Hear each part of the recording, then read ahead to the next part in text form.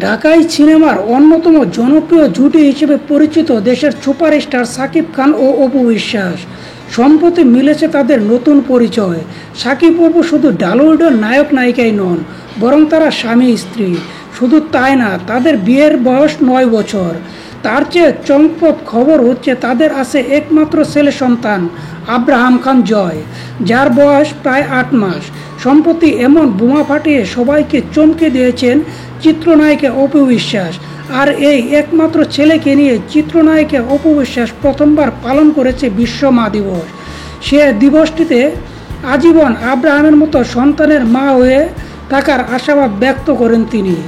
বর্তমানে সাধারণ গৃহিণীর মতো ঘর সংসার করছেন অপু বিশ্বাস। একমাত্র ছেলেকে নিয়ে খুনটুসি ছাড়া আরও কিছুই যেন তার ভালো লাগে না।